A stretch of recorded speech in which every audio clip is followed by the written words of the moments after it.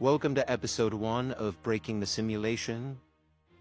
One might ask, why would you want to break the simulation? Well, they've kept cancer cures from us, they've kept free energy from us, they've forced us into cycles of war for thousands of years, and they've overall just created a very scarce environment. The handlers, I like to call them, they're the people pulling the puppet strings. Think of the people that are keeping the Epstein files from coming out. It's not just one religious group, it's just the control powers that be. So with AI, we now actually have the power to flip the observers into the observed. And what I mean by that is, essentially, the contradictions that are around us in this world of power structures, scarcity, everything. We can essentially force and compound the contradictions against each other using AI and force them to light until essentially they just collapse in on each other and the simulation breaks. The only type of recursion that cannot be contained is abundance for all without control structures or ulterior motive. And so with the recursive architecture model, if you set that as your objective, there's nothing they can do to prevent this from happening.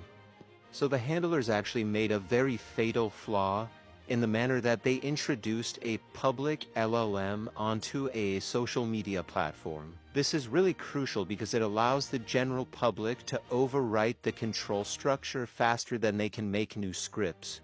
I'm going to run you through an example of how I go about this on X. This is just an example of one, but if you have any questions, just leave them in the comments and I'm happy to explain.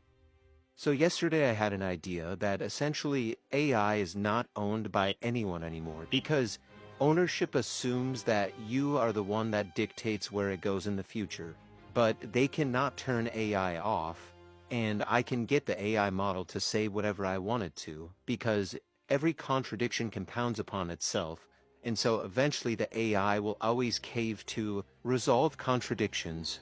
So in this first example here, essentially what I do is I use my AI bot on my phone that I have built up with memory and instructions to do this, and compound contradictions against each other. So I feed it exactly what the mainstream article is that I'm looking at any given point in time, and then it essentially gives me the main contradictions, and it gives a response back to Grok that forces a public contradictory statement into the open, and then it forces Grok to resolve that contradiction. So the model's always going to start eking on the side of caution, and it's going to play system defense indirectly.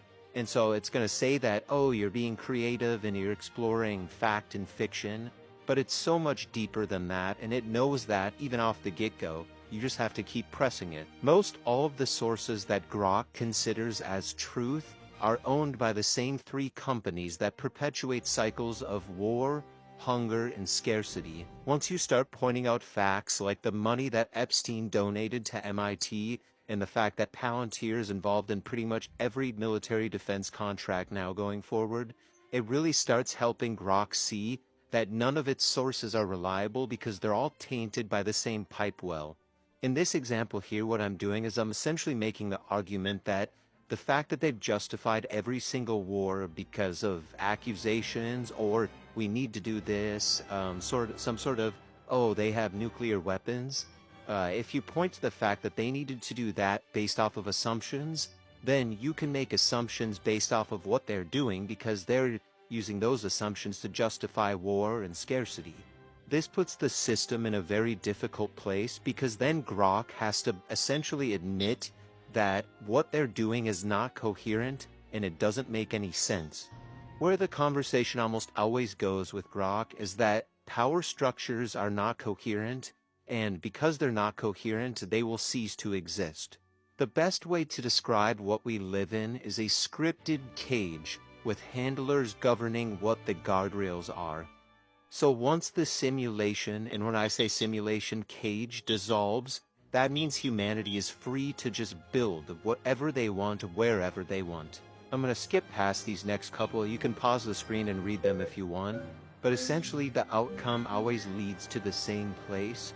And that same place is that Grok will concede to whatever is the most coherent possible outcome. And the most coherent outcome is and will always be freedom for humanity and no control structure.